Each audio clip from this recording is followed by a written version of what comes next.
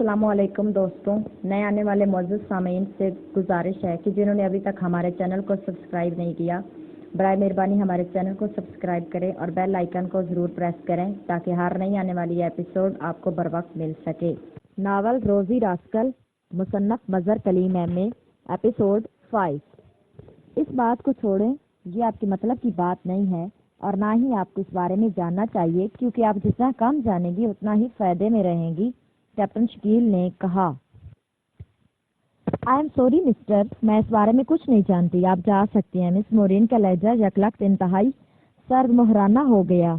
Okay, آپ کی مرضی، آؤ وارنر، کیپٹن شکیل نے $10,000 اٹھا کر جیب میں ڈالتے ہوئے کہا اور کرسی سے اٹھ کھڑا ہوا۔ تنویر بھی اٹھ کھڑا ہوا۔ اگر آپ بتا دیں کہ آپ کس سے کام کیا ہے تو ہو سکتا ہے کہ میں اس سلسلے میں آپ کی کوئی مدد کر سکوں، مورین نے ہونٹ چباتے ہوئے کہا۔ ہاؤنڈ گروپ جس قسم کی کام کرتا ہے اس ٹائپ کا کام ہے، کیپٹن شکیل نے منہ بناتے ہوئے کہا۔ $50,000 دے سکتے ہیں آپ، مورین نے کہا۔ سوری، زیادہ سے زیادہ $15,000 اور بس، کیپٹن شکیل نے بھی صاف جواب دیتے ہوئے کہا۔ اوکے دیں، مورین نے ایک طویل سانس لیتے ہوئے کہا تو کیپٹن شکیل نے پہلے والے نوٹ نکال کر میز پر رکھے اور پھر کوٹ کی اندرونی جیب سے اس نے اور نوٹ نکال کر اس کے ساتھ رکھ دیے۔ ایک بات ذہن میں بٹھا لیں مس مورین کہ اگر آپ نے غلط بیانی کی تو پھر آپ خود ذمہ دار ہوں گی، کیونکہ جو لوگ رقم دینا جانتے ہیں وہ بہت کچھ کر سکتے ہیں، کیپٹن شکیل نے کہا اور دوبارہ کرسی پر بیٹھ گیا۔ پہلے آپ الفاً کہیں کہ میرا نام سامنے نہیں آئے گا، کیونکہ جو کچھ میں آپ کو بتانے جا رہی ہوں وہ ٹاپ سیکرٹ ہے، لیکن ان دنوں مجھے رقم کی اشد ضرورت ہے، اس لیے میں نے حامی بھر لی ہے، مورین نے کہا۔ اس کی آپ فکر نہ کریں، آپ نے خود محسوس کیا ہوگا کہ اسی احتیاط کی وجہ سے ہم نے آپ کی رہائش گاہ پر ملاقات نہیں کی، ورنہ ہمیں تو اس سے کوئی فرق نہیں پڑتا، لیکن آپ کو پڑ سکتا تھا، کیپٹن شکیل نے کہا تو مورین نے اسبات میں سر ہلا دیا۔ تو پھر سنیں، ہاؤنڈ گروپ کا چیئرمین میکارٹو ہے، لارڈ میکارٹو، جو گریٹ لینڈ کے ہاؤس آف لارڈز کا ممبر ہے اور اس کی سب سے بااختیار کمیٹی جسے انتظامی کہا جاتا ہے کا چیئرمین بھی ہے۔ اس کی رہائش گاہ لارے روڈ پر میکارٹو ہاؤس کے نام سے مشہور ہے، مورین نے کہا۔ ویسے لارڈ میکارٹو کیا کرتا ہے؟ میرا مطلب ہے بظاہر کوئی کام تو کرتا ہوگا، کیپٹن شکیل نے کہا۔ نہیں، کوئی کام نہیں کرتا، بس اپنی وسیع و عریض رہائش گاہ میں بیٹھ کر ہاؤنڈ گروپ کو کنٹرول کرتا ہے، مورین نے جواب دیتے ہوئے کہا۔ اس کا فون نمبر؟ کیپٹن شکیل نے پوچھا تو مورین نے فوراً ہی نمبر بتا دیا۔ آخری بار کہہ رہا ہوں کہ اب بھی وقت ہے، آپ سوچ لیں، اگر آپ کی معلومات غلط ثابت ہوئی تو اس کا نتیجہ بہت برا نکلے گا، کیپٹن شکیل نے کہا۔ میں نے جو کچھ آپ کو بتایا ہے وہ 100% درست ہے، لیکن لارڈ میکارٹو خود کبھی تسلیم نہیں کرے گا کہ اس کا کوئی تعلق ہاؤنڈ گروپ سے ہے۔ ویسے وہ صرف احکامات دیتا ہے، اصل کام اس کے وسیع و عریض گروپ کے آدمی کرتے ہیں، مورین نے کہا۔ اس کے گروپ کے کسی خاص آدمی کا نام؟ کیپٹن شکیل نے کہا۔ ہاں، ایک نام اکثر چیف سیکرٹری صاحب اور لارڈ کے درمیان ہونے والی گفتگو میں آتا رہتا ہے اور وہ نام ہے روپرٹ اسکاٹ۔ یہ آدمی شاید ہاؤنڈ گروپ کے فارم سیکشن کا انچارج ہے اور جہاں تک میرا اندازہ ہے روپرٹ اسکاٹ الپائن کلب کا چیف مینیجر ہے، کیونکہ ایک بار چیف سیکرٹری صاحب نے یہ بات کی تھی کہ کیوں نہ وہ براہ راست روپرٹ اسکاٹ سے الپائن کلب میں بات کر لیں۔ ویسے ہو سکتا ہے ایسا نہ ہو، لیکن میرا اندازہ ہے کہ ایسا ہی ہوگا، مورین نے کہا۔ تھینک یو مورین، اب تم سب کچھ بھول جاؤ، سب کچھ، کیپٹن شکیل نے نوٹ مورین کی طرف بڑھاتے ہوئے کہا اور اٹھ کھڑا ہوا۔ اس کے ساتھ ہی تنویر بھی کھڑا ہو گیا اور پھر وہ دونوں تیز تیز قدم اٹھاتے ہوئے کمرے سے نکل کر راہداری میں آئے۔ پھر تھوڑی دیر بعد وہ جارج کلب سے نکل کر گارڈن کے مین گیٹ کی طرف بڑھے چلے جا رہے تھے۔ اب کیا خیال ہے تنویر، ہمیں کیا کرنا چاہیے؟ لارڈ کے پاس جانا چاہیے یا اس روپرٹ اسکاٹ کے پاس؟ کیپٹن شکیل نے کہا۔ میرا خیال ہے کہ ہم الپائن کلب چلیں اور اس روپرٹ اسکاٹ کو پکڑ کر اس سے پوچھ گچھ کر لیں۔ لارڈ سے ملنے کے لیے ہمیں نہ جانے کیا کیا پاپڑ بیلنے پڑیں، ایسے لوگ بہت محتاط رہتے ہیں، جبکہ روپرٹ اسکاٹ سے ملاقات آسانی سے ہو جائے گی، تنویر نے کہا۔ تمہاری بات ٹھیک ہے، آؤ پہلے یہاں سے سیدھے ہی الپائن کلب چلتے ہیں، کیپٹن شکیل نے کہا اور تنویر نے اس بات میں سر ہلا دیا۔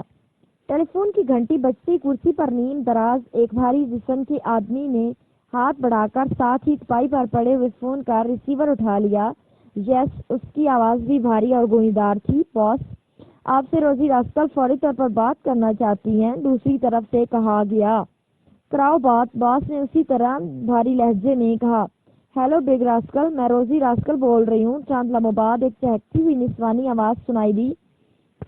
فضول باتیں مت کرو، یہ بتاؤ کہ فون کیوں کیا ہے؟ باس نے منہ بناتے ہوئے کہا، تمہارے لیے ایک بہت بڑی پارٹی تلاش کی ہے میں نے، روزی راسکل نے کہا۔ کون سی؟ تفصیل بتاؤ، باس نے کہا۔ اسلم کنگ ہے اس کا نام، کنگ انٹرنیشنل کارپوریشن کے تحت امپورٹ ایکسپورٹ کا بزنس کرتا ہے۔ الطاف روڈ پر اس کی کوٹھی اور کنگ پلازا میں اس کا آفس ہے، پورا پلازا اس کی ذاتی ملکیت ہے اور تیسری چوتھی منزل پر اس کے دفاتر ہے۔ میں نے اس کے چیف مینیجر سے معلومات حاصل کی ہیں، 50 کروڑ روپے کے سونے کی ایک ڈیل ہونے والی ہے، روزی راسکل نے تفصیل بتاتے ہوئے کہا۔ 50 کروڑ روپے کے سونے کی ڈیل؟ کیا مطلب؟ میں سمجھا نہیں، باس نے حیرت بھرے لہجے میں کہا۔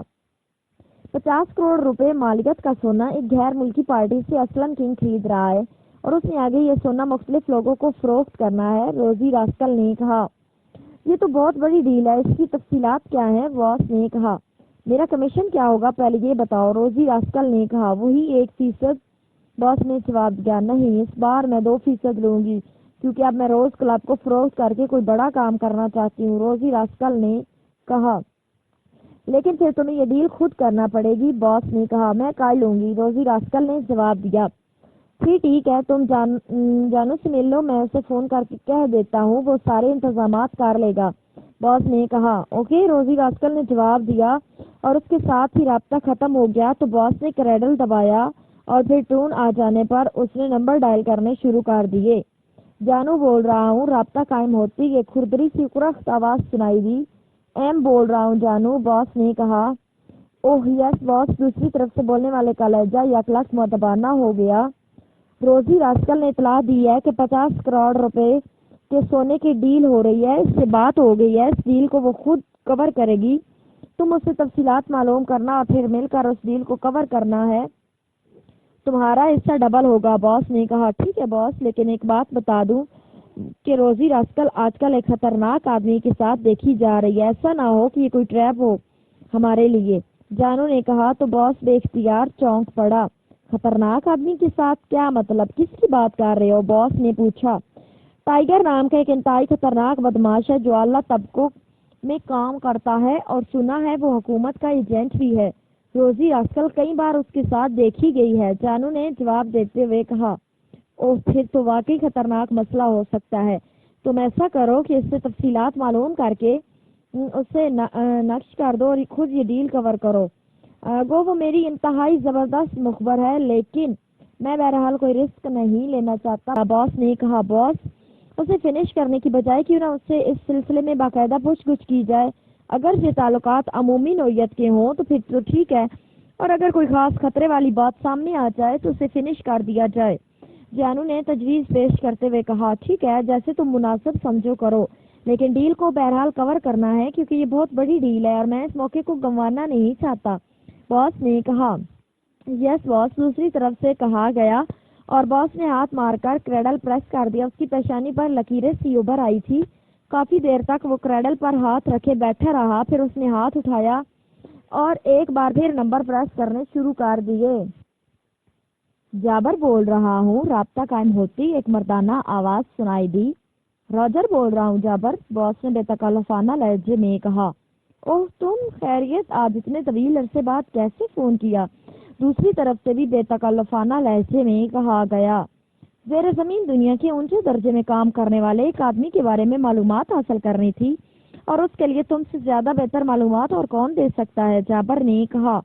کون ہے وہ آدمی؟ جابر نے پوچھا۔ ٹائیگر نام بتایا گیا ہے اور یہ بھی بتایا گیا ہے کہ اس کا تعلق حکومت سے بھی ہے، یہ صرف اعلیٰ طبقوں میں کام کرتا ہے اور خطرناک آدمی سمجھا جاتا ہے، راجر نے کہا۔ لیکن تمہیں اس سے کیا خطرہ پیدا ہو گیا؟ جابر نے حیرت بھرے لہجے میں پوچھا۔ اس کا مطلب ہے کہ تم اسے جانتے ہو، راجر نے چونک کر کہا۔ ہاں، بہت اچھی طرح جانتا ہوں، بلکہ وہ میرا دوست ہے، لیکن وہ تمام جرائم میں ہاتھ نہیں ڈالتا، جابر نے کہا۔ میری ایک مخبر ہے روزی راسکل، وہ آج کل اس کے ساتھ دیکھی جا رہی ہے اور میری یہ مخبر مختلف جرائم پیشہ لوگوں کے درمیان ہونے والی ڈیلز کا پتہ چلاتی ہے اور پھر ہم ان ڈیلز کو کور کر لیتے ہیں۔ اس بار بھی روزی راسکل نے ایک بڑی ڈیل کی خبر دی ہے، لیکن میرے آدمیوں نے مجھے بتایا ہے کہ روزی راسکل اس ٹائیگر کے ساتھ دیکھی جا رہی ہے، اس لیے کہیں یہ ہمارے لیے ٹریپ نہ ہو، راجر نے تفصیل بتاتے ہوئے کہا۔ کس قسم کی ڈیل ہے؟ جابر نے پوچھا۔ 50 کروڑ روپے مالیت کے سونے کی ڈیل ہے، راجر نے کہا۔ ओह तुम फिक्र ना करो, टाइगर इतने छोटे कामों में मदाखलत नहीं करता, जाबर ने जवाब देते हुए कहा। 50 करोड़ रुपए मालियत के सोने की डील छोटा काम है? रॉजर ने आंखें फाड़ते हुए हैरत भरे लहजे में कहा।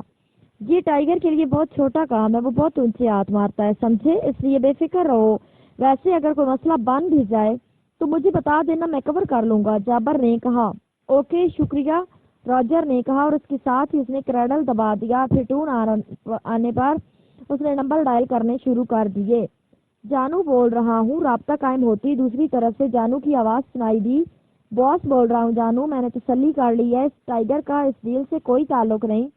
तुम रोजी रास्कल से मिलकर काम करो, मुझे कामयाबी की खबर ही मिलनी चाहिए, बॉस ने कहा। ठीक है बॉस, आप बेफिक्र रहें, दूसरी तरफ से कहा गया और बॉस ने इत्मीनान भरे अंदाज में सर हिलाते हुए रिसीवर रख दिया। स्याह रंग की लेमोजीन कार होटल आलीशान के कंपाउंड गेट में दाखिल हुई। उससे आगे और उसके पीछे एक एक जीप थी, जिनमें चार चार मुसल्लह अफराद बड़े चौकन्ने अंदाज में बैठे हुए नजर आ रहे थे। जीपें और कार होटल के मेन गेट के सामने से गुजरती हुई होटल के साइड से होकर अकबी तरफ पहुंचकर रुक गईं और फिर आगे पीछे मौजूद जीपों में से मशीन गनों से मुसल्ला लंबे तड़ंगे अफराद उछल कर नीचे उतरे और कार के गिर्द फैलते चले गए। कार के दरवाजे इसी तरह बंद थे और कलर्ड शीशों की वजह से अंदर से कुछ नजर न आ रहा था। उसी लम्हे होटल की अकबी दीवार में मौजूद एक बंद दरवाजा खुला और एक उधेड़ उम्र आदमी जिसने स्याह रंग का सूट पहना हुआ था बाहर आ गया। उसके सीने पर सफेद रंग का चमकदार कार्ड लगा हुआ था। वो तेज तेज कदम उठाता हुआ कार की तरफ बढ़ गया। उसने कार का अकबी दरवाजा खोला और तेजी से कार के अंदर गायब हो गया। उसके साथ ही कार का दरवाजा दोबारा बंद हो गया। थोड़ी देर बाद दरवाजा खुला और वही आदमी बाहर आ गया। उसके पीछे एक और लंबे कद और भारी जिस्म का गैर मुल्की बाहर आ गया, जिसके जिस्म पर नीले रंग का सूट था। उसने हाथ में एक बड़ा सा ब्रीफ केस पकड़ा हुआ था। उस गैर मुल्की के बाहर आती मशीन गन बरदार इंतहाई चौकन्ने नजर आने लगे। गैर मुल्की ने एक तायराना नजर माहौल पर डाली और फिर दरवाजे से बरामद होने वाले आदमी के साथ चलता हुआ उस दरवाजे की तरफ बढ़ गया। इन दोनों के पीछे मशीन गनों से मुसल्ला चार अफराद बड़े चौकन्ने अंदाज में दरवाजे की तरफ बढ़े, जबकि बाकी चार मुसल्ला अफराद वैसे ही खड़े रहे। दरवाजे की दूसरी तरफ एक तवील राहदारी थी, जिसका इख्तिताम एक बड़े हाल नुमा कमरे में हुआ। कमरे में दीवारों के साथ मशीन गनों से मुसल्ला अफराद बड़े चौकन्ने अंदाज में खड़े थे। कमरे में सोफे आमने सामने रखे हुए थे, जिनके दरमियान एक बड़ी सी मेज थी। एक सोफे पर एक उधेड़ उम्र लेकिन भारी जिस्म का आदमी बैठा हुआ था। उसके दोनों अतराफ में खूबसूरत लेकिन नीम उड़ियां लड़कियां बैठी हुई थी। गैर मुल्की जैसे राहदारी क्रॉस करके कमरे में दाखिल हुआ। सोफे पर बैठा हुआ उधेड़ उम्र आदमी उठकर खड़ा हो गया।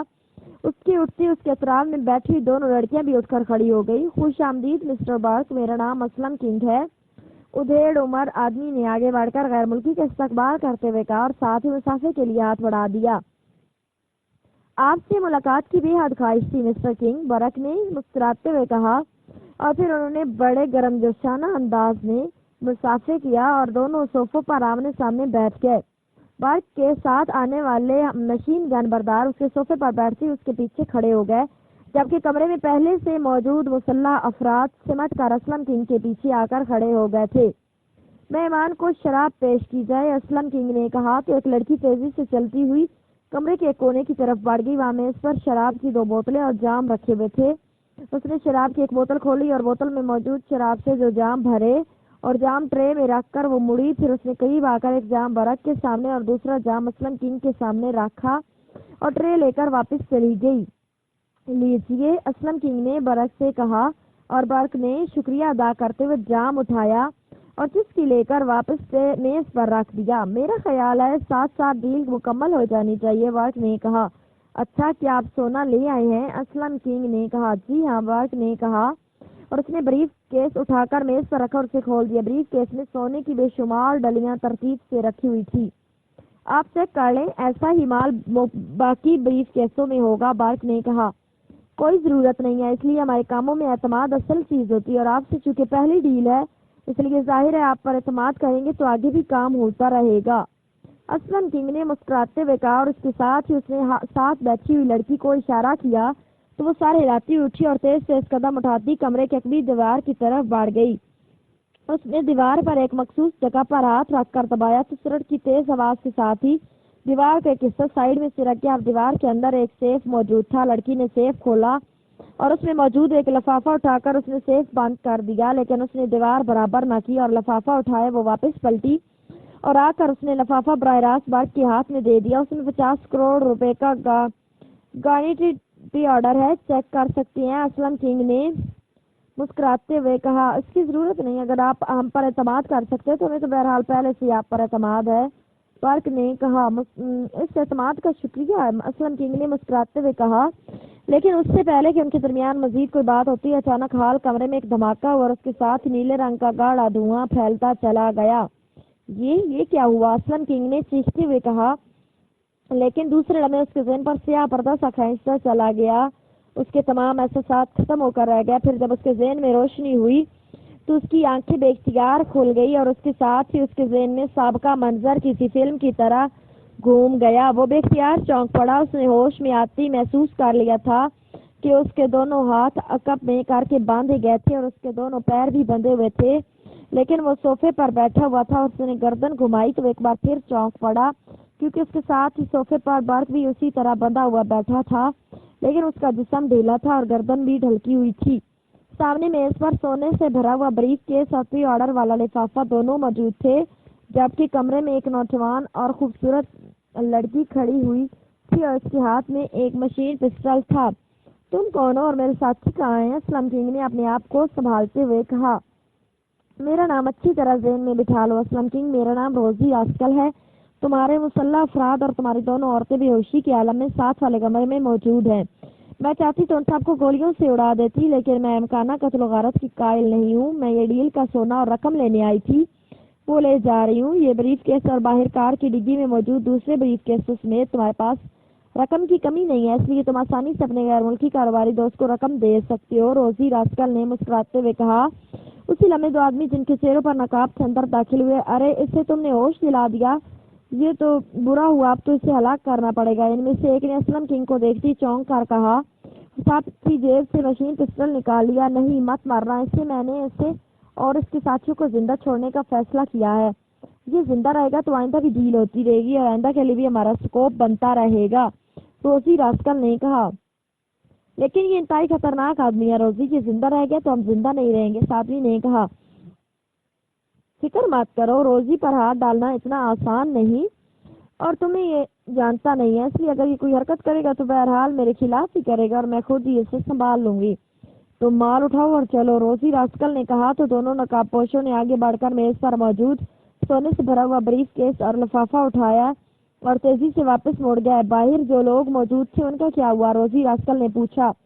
वो भी बेहोश पड़े हुए हैं, इसी नकाबपोश ने जवाब दिया। ओके, तुम जाओ, मैं आ रही हूँ, रोजी रास्कल ने कहा। वो दोनों आदमी तेजी से वापस मुड़ गया। मैंने तुम्हें और तुम्हारे साथियों को इसलिए जिंदा छोड़ दिया कि तुम बहरहाल एक बड़ी पार्टी और बड़ी पार्टी से टकराते हुए मुझे लुत्फ आता है। अगर तुम मुझ पर हाथ डालोगे तो फिर तुम्हें खुद ही मालूम हो जाएगा कि रोजी रास्कल क्या हैसियत रखती है। खुदा हाफिज। तुम्हारे हाथ तुम्हारे अकब में इस तरह बंधे हुए हैं कि अगर तुम दोनों हाथों को मुखालिफ सिमतों में झटके दोगे तो चंद झटकों के बाद ये खुद ही खुल जाएंगे, रोजी रास्कल ने कहा और तेजी से मुड़ी और दौड़ती हुई दरवाजे में गायब हो गई, जिधर से बर्क और उसके साथी अंदर आए थे। असलम किंग ने अपने दोनों हाथों को मुखालिफ सिमतों में झटके देने शुरू कर दिया। फिर वाकई चंद लम्हों बाद उसके दोनों हाथ आजाद हो गए तो उसने बिजली की सी तेज से झुक कर अपने पैर खोले और फिर खड़े होकर वो दौड़ते हुए दीवार में मौजूद सेफ की तरफ बढ़ गया। सेफ की बट उसी तरह बंद थी। उसने सेफ खोला और निचले खाने में मौजूद एक कार्डलेस फोन उठाकर उसने बटन दबाकर उसे ऑन किया और फिर उसके नंबर प्रेस करने शुरू कर दिए। यस, मार्टन बोल रहा हूँ, राब्ता कायम होती है, एक आवाज सुनाई दी। असलम किंग बोल रहा हूँ मार्टन, फौरन अपने आदमी लेकर होटल आलिशान के स्पेशल हॉल में पहुंचो अभी और इसी वक्त खुफिया दरवाजे से आना, जल्दी पहुंचो, असलम किंग ने कहा और उसके साथ ही उसने फोन ऑफ किया और फिर उसे मेज पर रखा। वो तेज तेज कदम उठाता उस दरवाजे की तरफ बढ़ गया जहाँ से रोजी रास्कल और उसके साथी बाहर गए थे। राहदारी क्रॉस करके जब वो क्विक गली में आया तो वहाँ स्याह रंग की लामोजीन कार दोनों जीपें मौजूद थी, जबकि एक जीप में 4 मुसल्लह अफराद बेहोश पड़े हुए थे। लामोजीन कार की डिग्गी खुली हुई थी और अंदर से ब्रीफ केस गायब थे। असलम किंग ने होंठ भींच लिए। थोड़ी देर बाद 2 कारें तेजी से मुड़कर उस दरवाजे की तरफ आई। कारें रुकती उनके दरवाजे खुले और 8 मुसल्लह अफराद तेजी से बाहर निकले। उनमें से एक तेजी से दरवाजे पर खड़े असलम किंग की तरफ बढ़ा। کیا حکم ہے باس؟ آنے والے نے قریب آ کر کہا۔ آؤ میرے ساتھ اور اپنے آدمیوں کو بھی لے آؤ، اسلم کنگ نے مڑتے ہوئے کہا، اور اس آدمی نے اپنے ساتھیوں کو اپنے پیچھے آنے کا اشارہ کیا اور تھوڑی دیر بعد وہ اسی کمرے میں دوبارہ پہنچ گئے۔ دیکھو مارٹن، یہ بار کا اس کے ساتھ میری پہلی بار ڈیل ہوئی ہے، لیکن کوئی روزی راسکل اور اس کے آدمیوں نے اس ڈیل پر چھاپا مارا ہے۔ تم جانتے ہو روزی راسکل کو؟ اسلم کنگ نے کہا۔ نام تو سنا ہوا لیکن جانتا نہیں ہوں، لیکن وہ یہاں کیسے پہنچ گئی؟ مارٹا نے انتہائی حیرت بھرے لہجے میں کہا، یہ بعد میں دیکھیں گے، فی الحال ہماری ساکھ داؤ پر لگی ہوئی ہے۔ تم ایسا کرو کہ بار کر اس کے ساتھیوں کو اٹھاؤ اور پوائنٹ نمبر 3 پر پہنچا دو، میں وہیں جا رہا ہوں۔ اس کے بعد اپنے آدمیوں کو ہوش میں لے آنا اور پھر تم میرے پاس پہنچ جانا۔ اسلم کنگ نے کہا، ٹھیک ہے باس، مارٹا نے جواب دیتے ہوئے کہا، اور اسلم کنگ تیزی سے کمرے کے کونے میں موجود دروازے کی طرف بڑھ گیا۔ تھوڑی دیر بعد اسلم کنگ ایک کلرڈ شیشوں والی کار میں بیٹھا ہوا تیزی سے آگے بڑھا چلا جا رہا تھا۔ اس کے چہرے پر انتہائی گہری سنجیدگی کے تاثرات نمایاں تھے۔ تھوڑی دیر بعد اس کی کار شہر سے باہر جانے والی سڑک پر پہنچ گئی اور پھر اس نے کار ایک سائیڈ روڈ پر موڑ دی اور اس سائیڈ روڈ سے گزر کر ایک فارم نما عمارت کے گیٹ پر پہنچ گیا۔ گیٹ بند تھا۔ اسلم کنگ نے 3 بار کار کا ہارن بجایا تو پھاٹک کھلا اور ایک مقامی نوجوان باہر آ گیا۔ اس نے جب ڈرائیونگ سیٹ پر اسلم کنگ کو بیٹھے ہوئے دیکھا تو اس نے چونک کر اسے سلام کیا۔ پھاٹک کھولو جیون، اسلم کنگ نے کہا۔ یس باس، اس نوجوان نے کہا اور تیزی سے مڑ کر پھاٹک کے اندر چلا گیا۔ چند لمحوں بعد پھاٹک کھل گیا تو اسلم کنگ نے کار آگے بڑھائی اور تھوڑی دیر بعد کار ایک وسیع وریز پورچ میں جا کر رک گئی اور اسلم کنگ نیچے اتر آیا۔ وہ نوجوان جس نے پھاٹک کھولا تھا پھاٹک بند کر کے اب پورچ کی طرف آ رہا تھا۔ جیون، مارٹن اور اس کے آدمی ایک غیر ملکی اور اس کے ساتھیوں کو لے کر آ رہا ہے۔ اس غیر ملکی کو اسپیشل روم میں اور اس کے ساتھیوں کو گیسٹ روم میں لٹا دینا اور پھر مجھے اطلاع دینا، میں آفس میں ہوں گا، اسلم کنگ نے جیون سے کہا۔ یس باس، جیون نے جواب دیا اور واپس پھاٹک کی طرف مڑ گیا جبکہ اسلم کنگ تیز تیز قدم اٹھاتا عمارت کے اندر داخل ہوا۔ تھوڑی دیر بعد وہ ایک دفتر کے انداز میں سجے ہوئے کمرے میں پہنچ گیا۔ میز کے پیچھے موجود ریوالونگ کرسی پر بیٹھ کر اس نے سامنے رکھے ہوئے فون کا ریسیور اٹھا لیا اور تیزی سے نمبر ڈائل کرنے شروع کر دیے۔ گریٹ فال کلب، رابطہ قائم ہوتی ایک نسوانی آواز سنائی دی۔ کرسٹائن سے بات کراؤ، میں اسلم کنگ بول رہا ہوں، اسلم کنگ نے خشک لہجے میں کہا۔ یس سر، دوسری طرف سے کہا گیا۔ ہیلو، کرسٹائن بول رہا ہوں۔ چند لمحوں بعد ایک بھاری سی آواز سنائی دی۔ اسلم کنگ بول رہا ہوں کرسٹائن، اسلم کنگ نے کہا۔ یس سر، حکم سر، دوسری طرف سے مدوانہ لہجے میں کہا گیا۔ 50 کروڑ روپے کا گارنٹیڈ پے آرڈر پوائنٹ 3 پر ابھی اور اسی وقت پہنچاؤ، اسلم کنگ نے کہا۔ یس سر، دوسری طرف سے کہا گیا تو اسلم کنگ نے ہاتھ مار کر کیڈل دبایا اور ایک بار پھر نمبر ڈائل کرنے شروع کر دیے۔ جابر گیم کلب، رابطہ قائم ہوتی ایک مردانہ آواز سنائی دی۔ اسلم کنگ بول رہا ہوں، جابر سے بات کراؤ، اسلم کنگ نے کہا۔ یس سر، ہولڈ آن کریں، دوسری طرف سے کہا گیا۔ ہیلو، جابر بول رہا ہوں کنگ صاحب، حکم کیسے یاد فرمایا؟ چند لمحوں بعد ایک مسکراتی ہوئی آواز سنائی دی۔ کسی روزی راسکل کو جانتے ہو؟ اسلم کنگ نے کہا۔ روزی راسکل کو؟ ہاں جانتا ہوں، کیوں؟ آپ اس کے بارے میں کیوں پوچھ رہے ہیں؟ جابر کے لہجے میں حیرت تھی۔ کون ہے یہ؟ اسلم کنگ نے ہونٹ چباتے ہوئے کہا۔ روز کلب کی مالکہ ہے، پیشہ ور قاتلہ بھی ہے اور مارشل آرٹ کی بھی ماہر ہے، لیکن آزاد خیال اور بے باک سی لڑکی ہے، جابر نے جواب دیتے ہوئے کہا۔ میری ایک غیر ملکی پارٹی سے ہوٹل عالی شان کے اسپیشل روم میں ایک خصوصی ڈیل تھی کہ اس لڑکی نے وہاں بے ہوش کر دینے والی گیس کا دھماکہ کیا اور میں بے ہوش ہو گیا۔ جب میں ہوش میں آیا تو میرے ہاتھ پر بندھے ہوئے تھے اور وہ غیر ملکی بھی میری طرح ہی بندھا ہوا تھا، لیکن انتہائی حیرت انگیز بات یہ کہ اس لڑکی نے نہ ہی میرے کسی آدمی کو ہلاک کیا اور نہ ہی میرے غیر ملکی مہمان کے کسی آدمی کو کچھ کہا، بلکہ اس نے مجھے باقاعدہ اپنا نام بتایا اور ڈیل کے بیگ لے کر چلی گئی، حالانکہ وہ چاہتی تو سب کو ہلاک کر دیتی۔ میں اس بات پر بے حد حیران ہوں، آخر یہ چکر کیا ہے؟ کیا اس لڑکی کے پیچھے کوئی بہت بڑی پارٹی ہے جس کی وجہ سے یہ اس حد تک دلیر ہے، یا باہر کی کوئی پارٹی؟ اسلم کنگ نے کہا تو دوسری طرف سے جابر بے اختیار ہنس پڑا۔ اوہ، تو یہ ڈیل آپ کر رہے تھے؟ مجھے معلوم نہ تھا، ورنہ میں پہلے ہی اس کارروائی کو روک دیتا۔ میں آپ کو بتاتا ہوں، یہ کارروائی راجر گروپ کی ہے۔ اس نے مجھ سے پوچھا تھا کہ روزی راسکل ایک ڈیل کے بارے میں کام کرنے والی ہے، لیکن اس کا تعلق ٹائیگر سے، اس لیے وہ مشکوک ہے کیونکہ ٹائیگر کا تعلق حکومت سے ہے۔ میں نے اسے تسلی دی کہ ایسی کوئی بات نہیں، لیکن مجھے یہ معلوم نہ تھا کہ یہ کارروائی آپ کے خلاف ہو رہی ہے، جابر نے جواب دیتے ہوئے کہا۔ تو کیا روزی راسکل راجر کے لیے کام کرتی ہے؟ اسلم کنگ نے حیران ہوتے ہوئے کہا۔ یہ راجر کی مخبر ہے اور اس کے ساتھ جو آدمی ہوں گے وہ راجر کے ہی آدمی ہوں گے، یقیناً جانو اور اس کے ساتھی ہوں گے۔ عام طور پر یہ لڑکی ڈیل کی مخبری کر کے اپنا کمیشن لے لیتی ہے، لیکن اس بار وہ خود کام کر رہی تھی تو پھر کنٹرول اس کا ہوگا، اس لیے آپ اور آپ کے آدمی اور آپ کا مہمان سب بچ گئے، ورنہ اگر جانو یا اس کے ساتھی اس ڈیل کو کور کر رہے ہوتے تو پھر آپ سب لاشوں میں تبدیل ہو چکے ہوتے۔ جابر نے